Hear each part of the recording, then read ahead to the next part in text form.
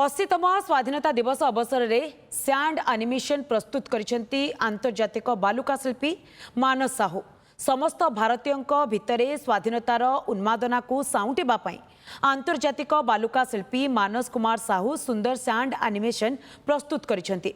बाली रे रंगीन एनिमेशन तैयारी करी जातीय पताका त्रिरंगा को सम्मानित करिसेंती।